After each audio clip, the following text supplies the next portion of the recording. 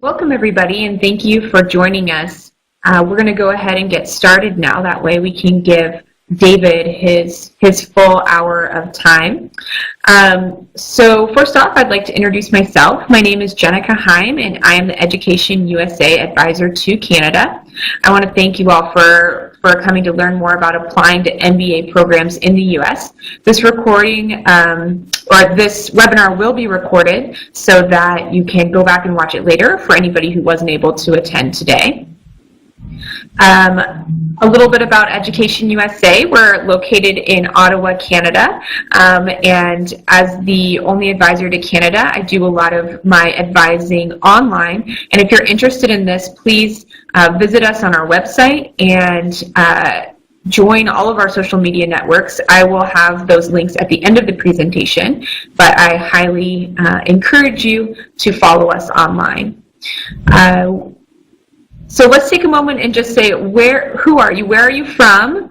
And if you're currently or just graduated university, what university did you go to? So tell us in the chat your university and what city you're from. And while you're doing that, I'll go ahead and introduce our speaker for today. So David Prince. David Prince is an Associate Director of Marketing Admissions at Worcester Polytechnic Institute, which is in Boston, or Worcester. You have to tell me exactly where that is in relation to Boston. He joined WPI in 2007 as the Marketing Manager for the School of Business. In 2010, he transitioned into his current role. David earned a BA in English at the University of Rhode Island and an MA in Educational Technology from Fairfield University.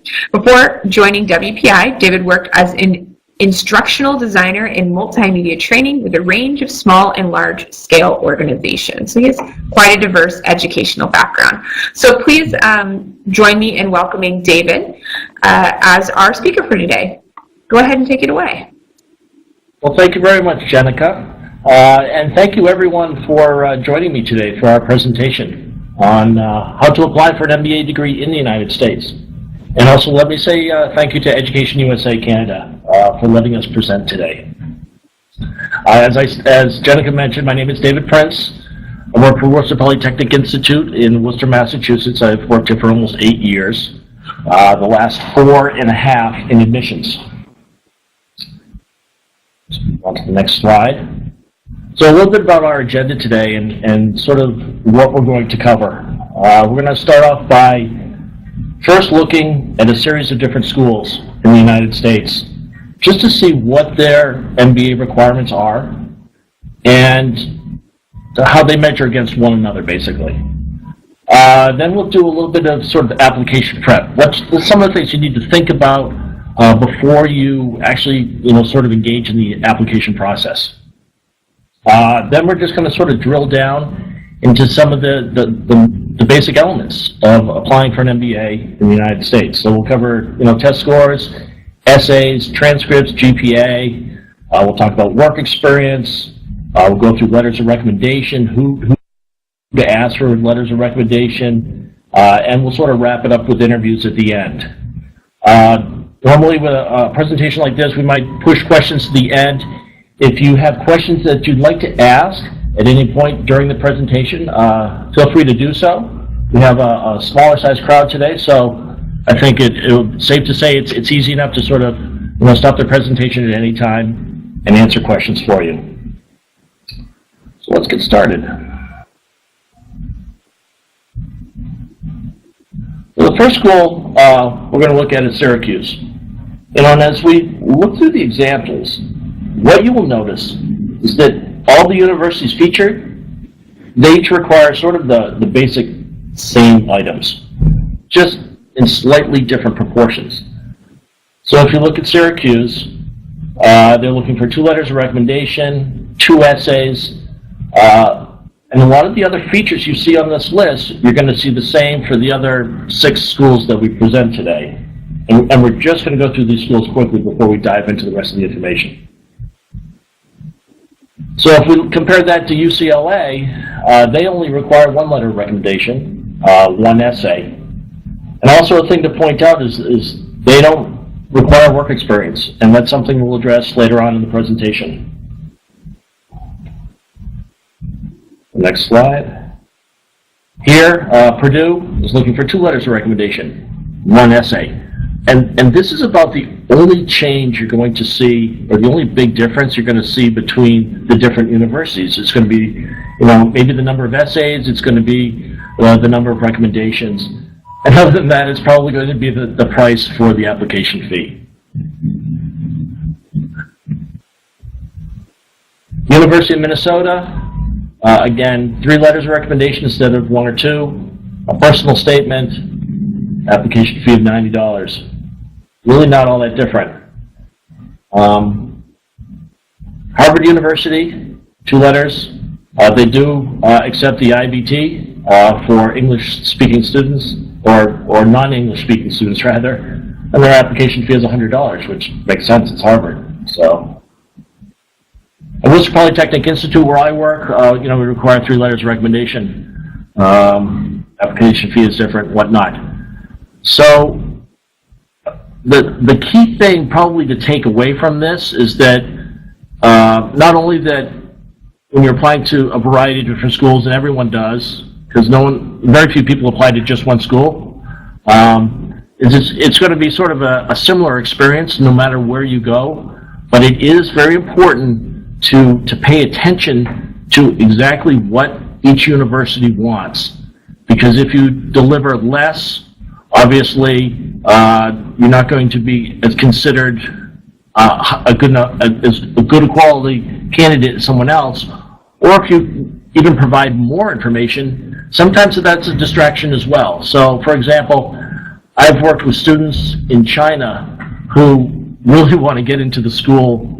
And so what they'll do is they'll send me more material than I've requested, hoping that maybe the additional materials will help sell their way into a program at WPI.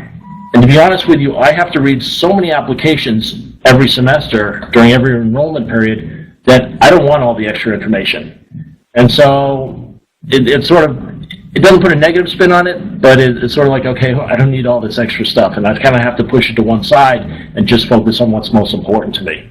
And what it also says is people aren't paying attention to what I'm asking. I'm asking, we try and be as straightforward as we can about the kind of materials we want, and that's what we want to receive. And you'll find that sort of across the board at different universities, through different enrollment processes, is that it's very important that you pay attention to instructions and directions. And you'll see that sort of pop up throughout my presentation today. So let's move on to the first slide of our presentation, really. And let's talk a little bit about getting prepared. Or what should you think about? So applying to business school, to be honest, can be very time consuming. Now, many of you may have a full-time job, family obligations, extracurricular activities. And even if you don't have all of these different things, the process of selecting and applying to grad school, it can take time. So to improve your chances of getting into a good MBA program, like I said, it's good to sort of take a step back, break the application down into a series of steps or stages, and start early in the process. It's going to make the process a lot more manageable, and you're going to be able to create a much better application, a better representation of yourself, because that is what this comes down to. It comes down to you selling yourself to a university. So preparing in advance is going to increase your chances of getting into a better MBA program. So here's some basic tips. Prepare for the GMAT or GRE. Whichever exam you decide to take some time to prepare for it. I see a lot of people just try and wing it, figure it, hey, let me just give it a shot and see how well I do. And they're hoping they're going to get a good enough score. Well, what happens is if they get a good enough score, a lot of times it's sort of more towards the minimum of the scores that we're looking for, not the average scores that we receive and generally enroll in our program. Or they fall below the minimum, and then they're forced to have to go back and study some and retake the exams. Costs more money, takes more time. Test scores are important because it's really the one thing that universities can use to measure your performance over others. One thing to do is sorry about that. One thing you can try and do is really try and identify sort of a target score that you can reach for yourself. So what you might do is take a pretest, take a practice exam, see how well you score. And then as you study and prepare for future exams, you can track your progress as you take practice exams as you go along the process. It also helps you sort of uncover strengths and weaknesses, and allows you to sort of focus in or hone in on, the weaknesses that you really need to strengthen in order to improve your test scores. As for how much time to prepare, well, from what I've researched and heard from colleagues, anywhere from 2 to 6 months, depending on your comfort level, really.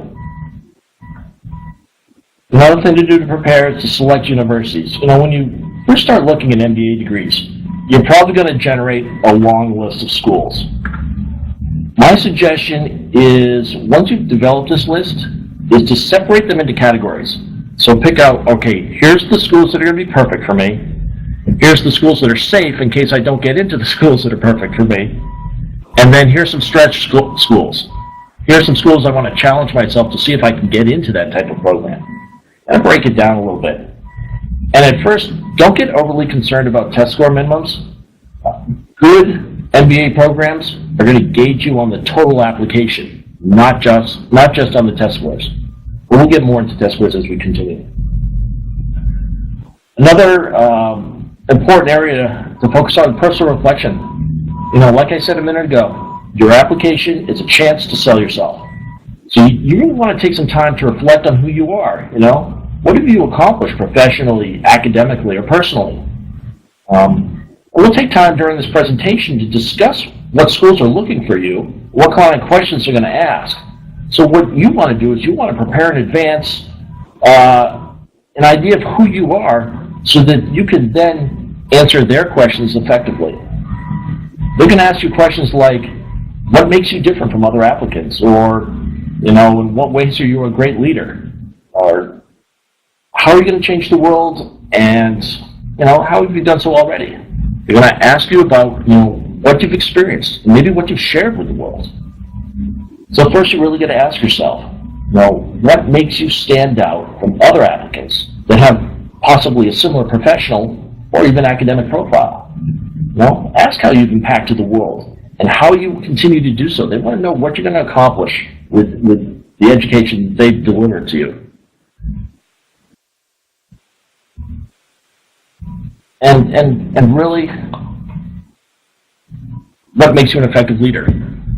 Sorry, my computer wigged out on me for a second there. Just had to adjust it.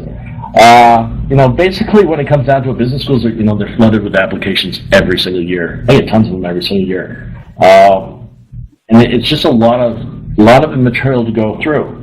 So, figuring out the best way to present yourself to an admissions officer, how you separate yourself from the competition is key. And to do that effectively, you've got to take some time to prepare. So updating your resume.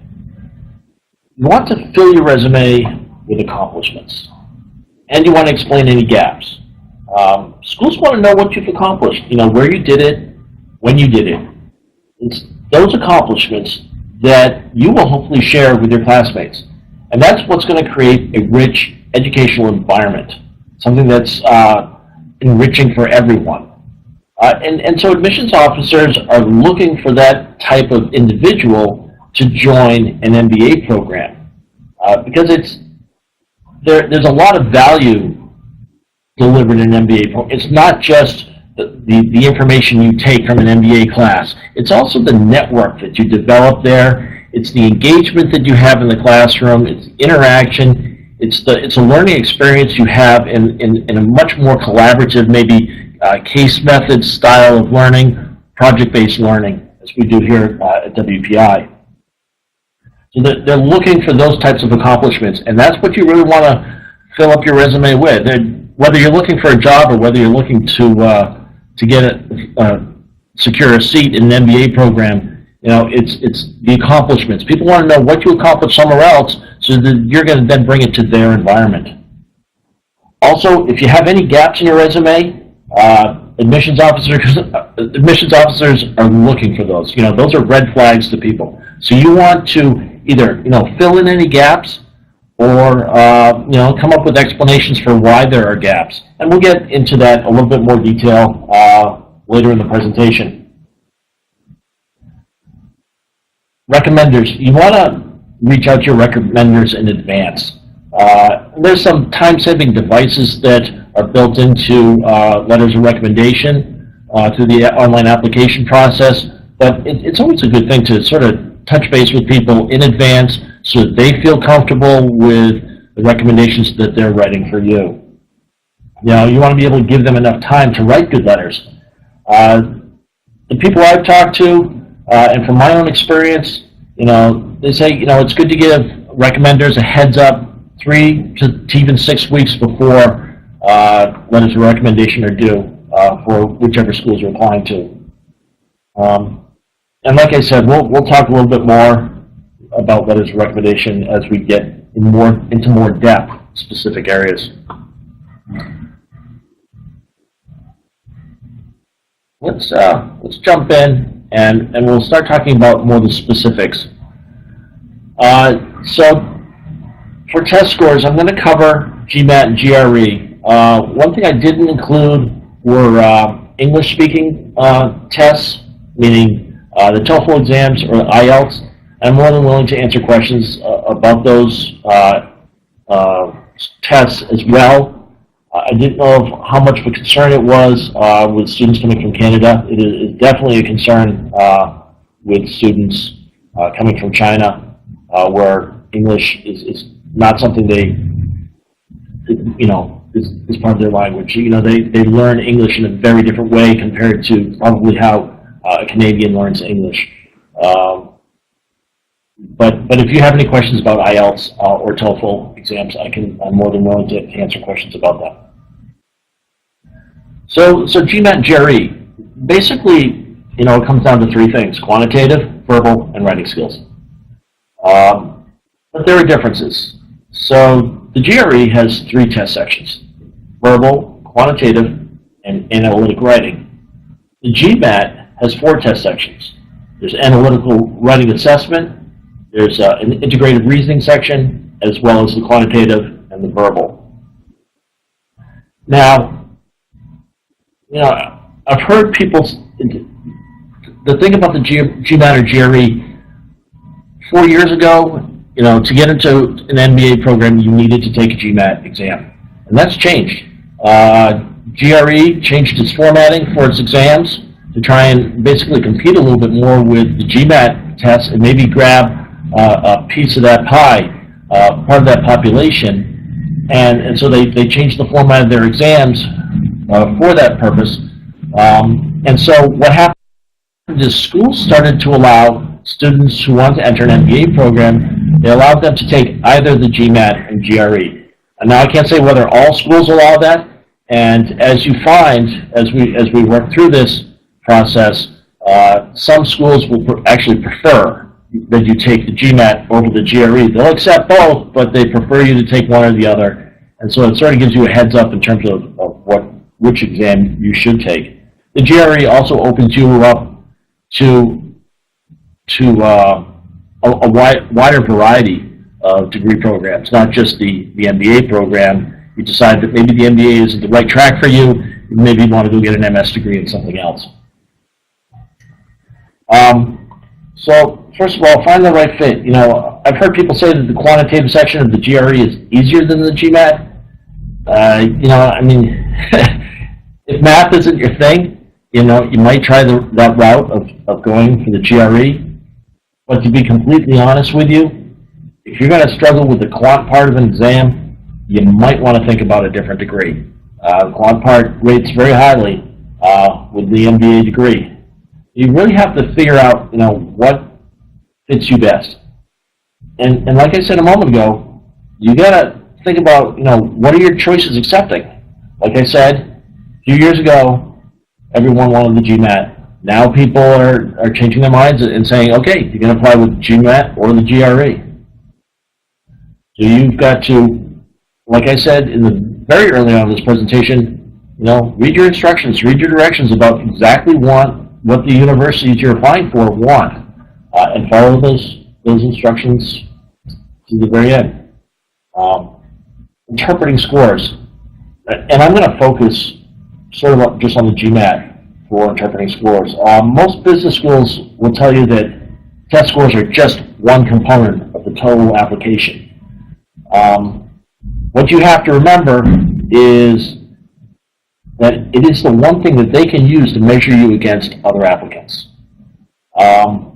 It's also the first thing that an admissions officer looks at. Generally speaking, when they first see an application, they look at test scores. So they're going to, if you're working with an international crowd, and my role at WPI is just working with international students, the first things I look at is how well did you score on your GMAT or GRE, and what are your TOEFL or IELTS scores. So, piece of advice, if you want to make a great first impression, take the time and make the effort to score well on your tests. Don't just try and slough it off and just get by. An official GMAT score report consists of 5 parts. So there's the verbal scaled score, which is on a scale of 0 to 60. There's quantitative scaled score, the total scaled score, analytic writing assessment score, and an integrative reasoning score. All of this you can find online, and I'll give you websites soon to do more research on your own. Your GMAT score also includes a percentile ranking that compares your skill level with other test takers, at least over the last 3-year period. So basically, the higher the percentile, the better you did against other test takers. It gives us an idea of not just how well it tells us how well you scored, but it tells us how well you scored against your peers in the similar period of time. And to be completely honest with you, the better you score on these exams, the better it is perceived that you can handle the rigors of an MBA. Just to give you sort of some insight as to what an admissions officer is thinking about. So, what's an acceptable score? Acceptable scores are different for different universities, and it depends on the quality level of the applicants that are applying during a given enrollment period. So it's tough to judge exactly what's an acceptable. Let me take a step back. I can tell you what we do here at WPI in terms of acceptable scores. So first of all, with the GRE, if we receive GRE scores, what we do is we enter those scores into an online tool that converts them into a GMAT equivalent score. When they reformatted the GRE exam, they didn't make it easy to come up with just a minimum score. You can score 1 score in quant and 1 score in verbal and get a total GMAT equivalent score. But if I were to switch those numbers, the exact same numbers, and just put them in the opposite settings, I get a different GMAT equivalent score. So we don't really have an actual minimum that we use for a GRE. We just, like I said, we drop it into this online tool, it converts it into a GMAT score, tells us where we stand. So our GMAT minimum score at WPI is a 500, but the average GMAT score, let's say for last fall, was 620. So my best advice for this type of situation in terms of determining what's an acceptable score is for every school that you're applying to, they'll tell you what their GMAT minimums or GRE minimums are potentially, and they're going to. What you want to do is you want to also look for, what's the average score that's coming into the program. At WPI, a 500 will get your application read, but it's not going to guarantee you a seat in an MBA program. Basically, what it boils down to. Retaking exams. As an admissions officer, I see every version of, not every version of the exam. I do see at least the last 3 most recent ones that you've taken, that you've at least agreed to submit to my school. Now, I can't speak for other universities, but at WPI, we consider the highest scores you received. If you've taken it 3 times, I see 3 different sets of scores that you've taken. You've submitted all of them to me. Even if the first one is the best set of scores, you kind of went downhill a little bit. I mean, I frown on that a little bit, but really, we're sort of looking at the best set of scores that somebody has to offer. And if applicants have scores that are lower than the average, it doesn't necessarily mean we're not going to read their application, because like I said, we look at the entire application, but we're going to encourage you to retake the scores to at least get them above the minimums that we're requesting. I can't say that every university is going to do that. I don't know. It's just what the experience I have here at WPI. And then test preparation. You know, as I said earlier, you know, take a free test to see where you stand. You know, figure out where you need to score for different universities. Identify the strengths and weaknesses based on your pre-tests. And basically work towards your desired scores. And again, as I've repeated, you know, give yourself enough time to accomplish the task. If you're looking for more information, there are a couple of good websites. And the GMAT exam, you can go to MBA.com. That is MBA.com for information about the GMAT exam. And for the GRE exam, you can go to ets.org/GRE,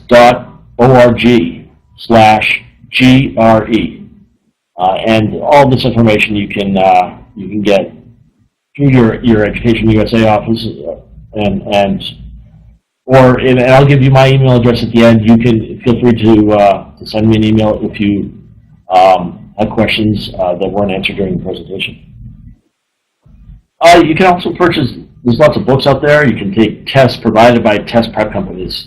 There's a lot of opportunities for you to practice and work through your weaknesses in order to score as well as you possibly can. So let's move on to the next screen. The application essay. In what way is the essay important to you and important to an admissions officer? Well, an essay is really your best chance to sell yourself. It's your chance to tell your story, to persuade an admissions officer, you know, to let you into the program.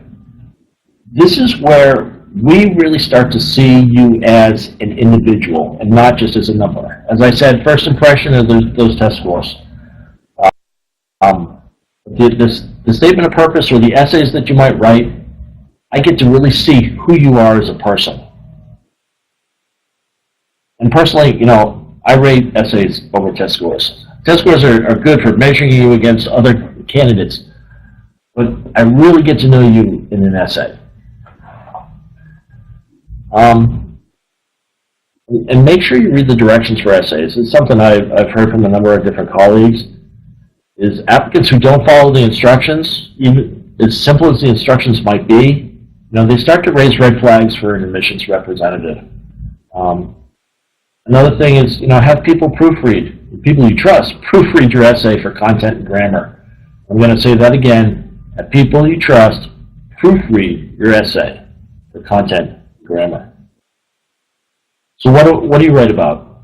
Well, what separates you from the competition? What makes you different? Well, why should I let you into my universities?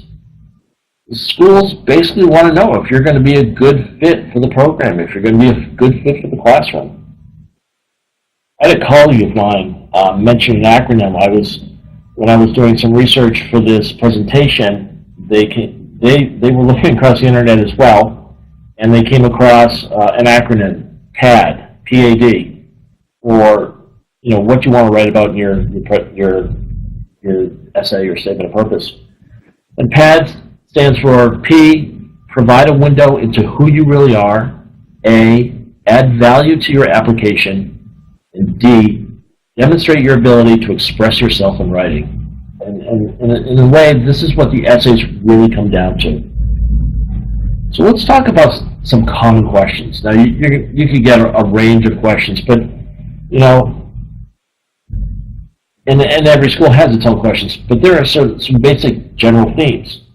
One of the big ones is, why do you want an MBA? why an MBA and not some other degree? The fact of the matter is that corporations generally push a lot of people towards an MBA. And it's understandable. I mean, it's considered one of the more prestigious degrees that you can receive. But you're going to have to defend your motivation for getting an MBA to an admissions officer. You're going to have to look at your 5 or 10 year plans, and you're going to have to say, well, how does an MBA fit into this direction that I want to follow? How does it help me accomplish what I want? How does it help me chase my dreams? Another question they're going to generally be wanting to ask is, well, why this university? Why not some other university? Everyone knows that you're applying to multiple schools. So, why do you favor one school over another? Why is, I'm asking, why is WPI's MBA program more attractive to you than, say, MIT? So you want to do your homework on the schools that you're applying to. And if you have the opportunity, visit them. Another piece of advice is don't copy and paste from one essay to another. Every once in a while, I'll be reading an essay and somebody will say, the real reason that I want to go to Northeastern University is because, it's because somebody copied and tried to, they're trying to apply to 5 different schools, and to take a few shortcuts, they copy and pasted their essay from one school to another, and they didn't proofread well enough, and they accidentally dropped the name of another school into an essay for WPI. And then, I don't want a student coming into my program who's going to try and cut corners. It's just not going to be effective for a classroom environment or an educational system. So it's very important that, take a look at each school individually and write an essay that targets that school specifically and how it's going to benefit you. Another key question is, what do you hope to achieve? What do you want to get out of this experience? Again, how does the MBA fit into your 5 or 10 year plans?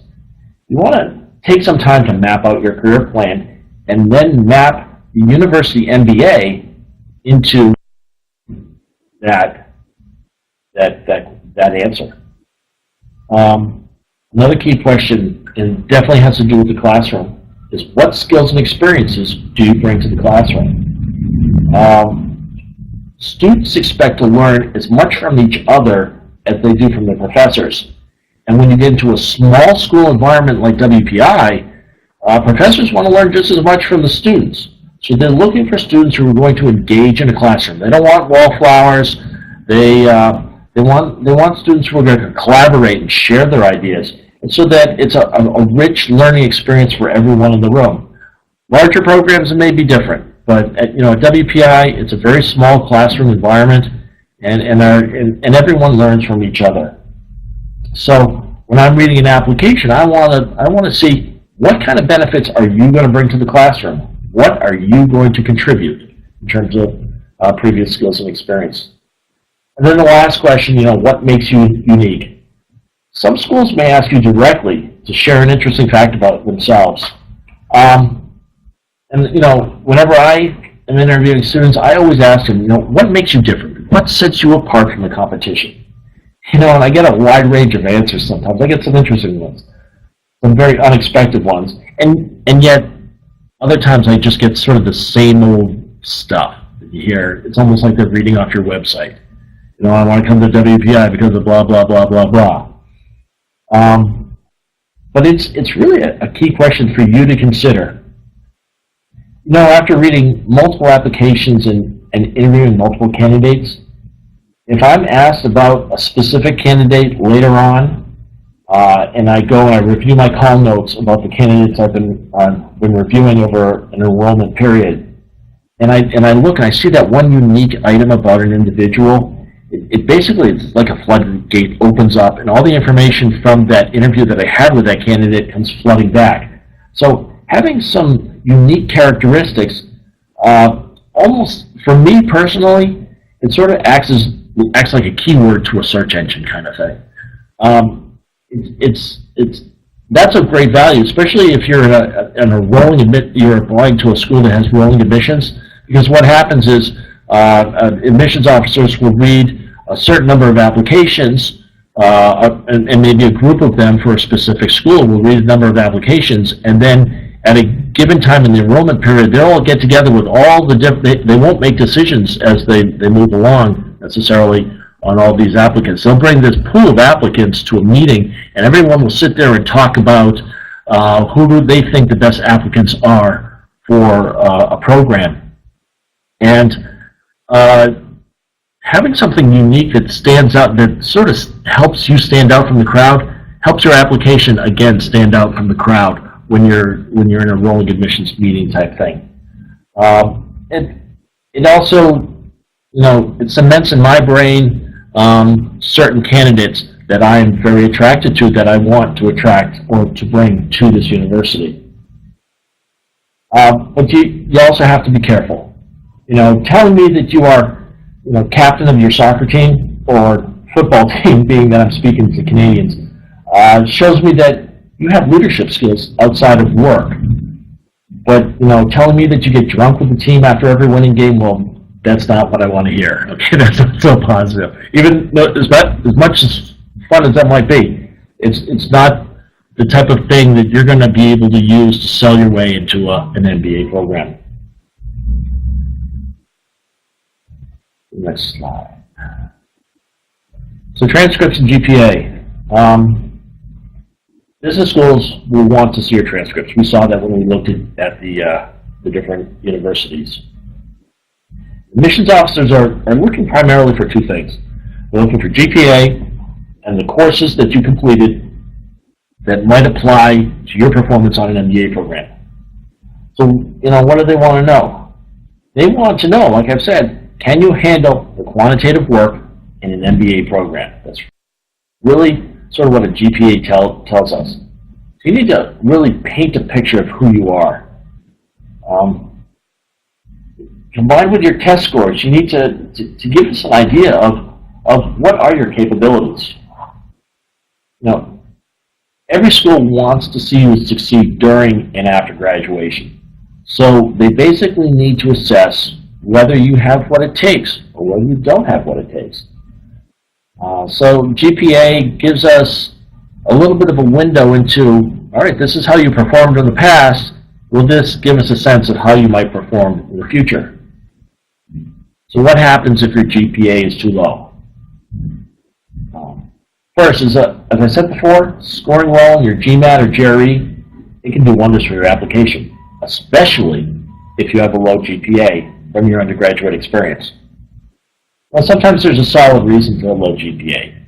A death in the family caused your grades maybe to drop over a semester or two. Well, share that fact with the admissions officer. Life happens. That's a fact here, And sometimes there's reasons for why, you might have had a real severe drop during your college program and what sort of dragged your GPA down. Then again, maybe you didn't try that hard. You were young. We were all young once, right? And you played more than you studied. Well, if that's the case, now it's time to show that you've grown up. Show that you're serious about the future. And more specifically, with this specific situation. Again, score well on your GMAT or GRE. It can do wonders to help overturn a low GPA. Or possibly, you can take a course at a local university, score really good on that course.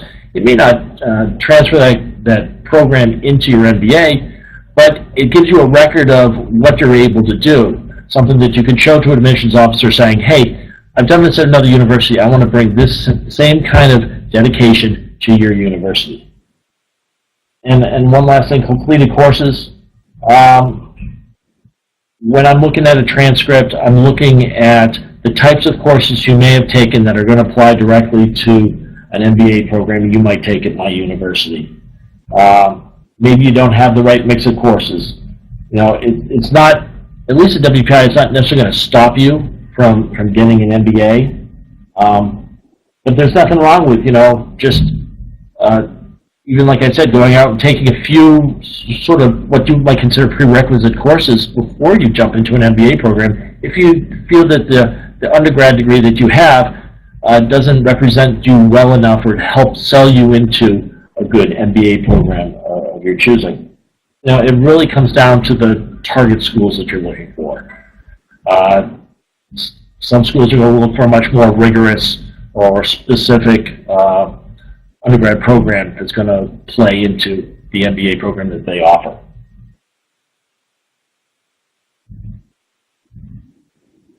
So work experience. All right, I'm going to talk sort of briefly about sort of the 2-year minimum.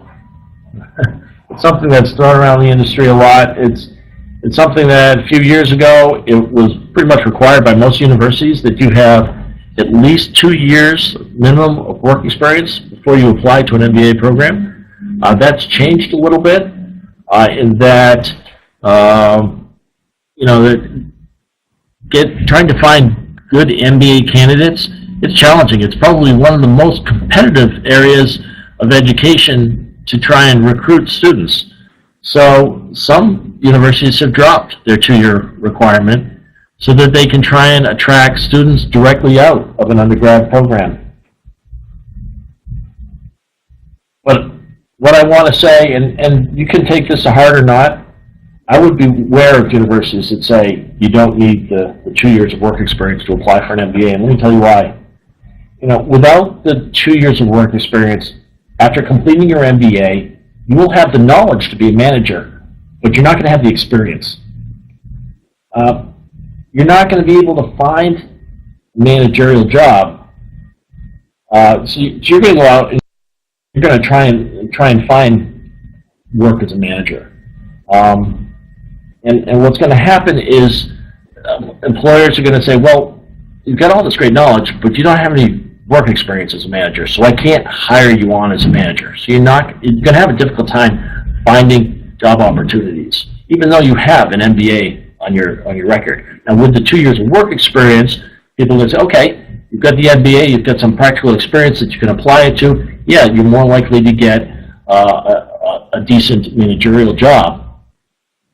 So what's going to happen is you're going to take and you're going to try and shift gears. You're not going to be able to find a job as a manager, so you're going to try and go to another company and get more of an entry-level job to try and earn those 2 years of work experience. Well, managers see through that as well too. Hiring managers will say, well, wait a second, are you just coming to my company to get a couple of years of work experience so then you can then apply it to your MBA and move on somewhere else and get a managerial job? Because I might not move you into a management position after only 2 years of work experience, so you're probably going to have to jump to another company. So they're going to see through that. It's basically, again, it all boils down to weak job prospects. So my best advice to you is to get 2 years of work experience before you apply to an MBA program. The MBA, the school itself, it's not going to matter so much. But for you, after getting your degree and wanting to get a better job, it's going to matter to hiring managers.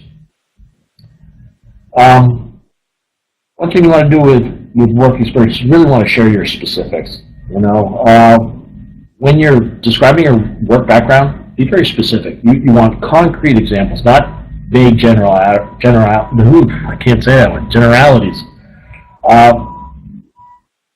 And any way that you can quantify what you've accomplished, the better your resume is going to look.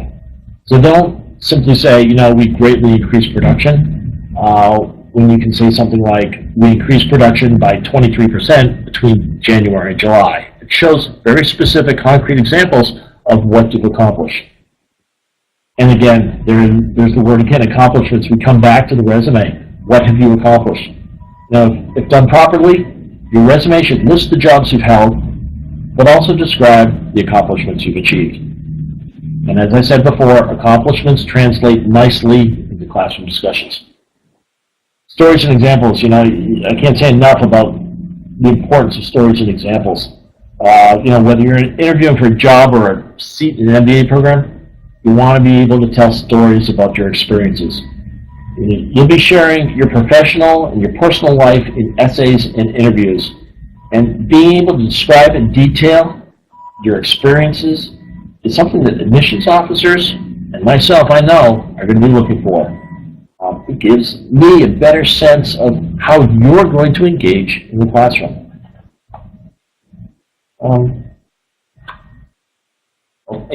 So we have gaps in the work history as well. So again, maybe you took some time off for personal reasons. Maybe you were laid off. As I said before, life happens. And business schools know this. Everybody knows this. But you still need to have some sort of explanation. Many universities you'll find, when you're filling out an application, will provide some extra space on their application just for this type of use. My advice is, keep the explanation short and to the point. Explain why you have a gap in your work history. And, take full responsibility. Talk about what you learned from the experience and maybe how you spent your time off. We all fall down at some point in our lives. Admissions officers want to see, well, how well did you pick yourself up, brush yourself off, and kind of move on with everything. So letters of recommendation. It really comes down to the recommender. Their responsibility is to talk about the great work you've done. It's really their only responsibility. And a lot of schools, as well as WPI, we provide some basic questions that we offer as part of the recommendation request when you fill out your application to help recommenders guide what they're going to write about. A key thing, though, is to provide instruction. When you're asked somebody for a recommendation, let them know the instructions, and there's nothing wrong with just requesting that they follow the instructions. I told you in advance that it's very important to follow instructions and directions when you're filling out an application. What is a recommendation is something that you almost don't have any control over to some extent. So if they're not paying attention to the instructions, it kind of doesn't help you out at all. So, it's all right to just ask your recommendation. I'm thrilled that you're going to write this letter of recommendation for me. Just make sure you pay close attention to the instructions. I can walk you through them just so you understand it completely. I just want to represent myself as best I possibly can. And then, who do you ask? Who do you ask to write recommendations? You should try and find recommenders that you've worked with in some capacity. They should know you well. They should also really understand your work ethic. And most importantly is they should be able to cite specific examples of your work style. Now, rank is not as important as familiarity. For example, if you've never worked directly for the CEO, his or her rank is not going to help you. Okay, so it's more important to find people who know you and like you. A question I get a lot of times is, well, I'm a freelancer, or I work for myself, or I own my own company. I don't have employees that I can ask for recommendations, or supervisors that I might be able to ask for recommendations. My advice is go talk to your customers. They're the people that you're working with day in and day out. So ask them to write recommendations for you. And the last point I'll make is objectivity. Your recommenders need to be objective. They need to comment objectively on your work performance. Excuse me. And so let's move on to the last item, interviews. Before you step in for an interview, one thing I would advise is go through your entire application again. Just be familiar with the application for the school that you might be conducting an interview at. Review all the essays you might have written for that school so that it's all fresh in your brain. And the three top questions that I would recommend you just sort of make sure you answer in your head again before you walk in for that interview is, why do you want to attend this university? What do you hope to achieve with this degree? And what skills and experiences do you bring to the classroom? Examples are important. With each accomplishment, I would sit down and write a short description. Focus on what you achieved. As I said before, past performance predicts future behavior. Now, many of the questions you're going to get are going to be behavioral in nature. How will you perform? So you want to be able to tell stories and examples that demonstrate that past performance. Another good piece of advice is practice your stories. And as you practice them, try to keep them more and more concise. And remember that good stories have 4 basic parts. They have a situation, you set up a situation. They have a challenge. What challenge are you presented with? They have actions. What actions did you take in response to this challenge? And 4, what were the results? What were the results of the actions you took to solve this challenge within this given situation? And a few other things here, just, they're small, but they are important. Appearance. Make sure you dress professionally. Don't wear anything that will distract the interviewer. Key point, you want them to remember you, not what you wore. Okay? Be on time. Don't be late, but don't be too early.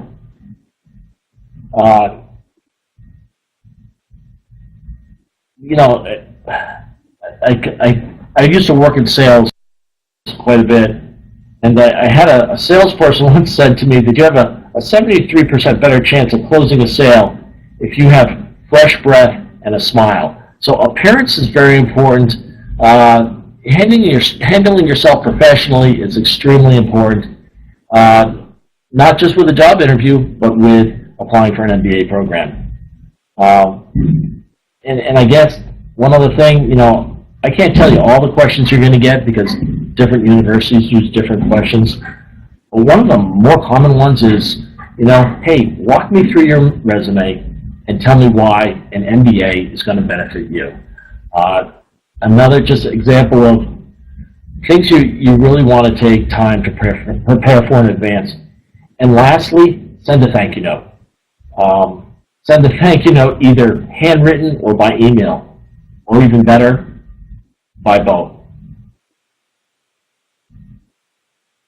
So basically that's all I have to present today. I just want to say thank you very much for joining us. I hope what I had to share will provide you some insight and sort of help you get rolling and started on applying for an MBA program. If you have any questions, feel free to ask. Thank you very much. Thank you so much, David, for taking the time to present this information to us. It was very helpful. We appreciate your time that you've taken and all the research that you've done. There were some great steps, specific steps for students to take there. If you missed some of the presentation, you can watch the recording, which I will put on our YouTube channel. As you can see, all of our social media channels are listed here, so please follow us on these various channels that you use. And my email address is ottawa@educationusa.info. Feel free to email me if you'd like to engage in one-on-one advising about applying to MBA or any other program in the U.S.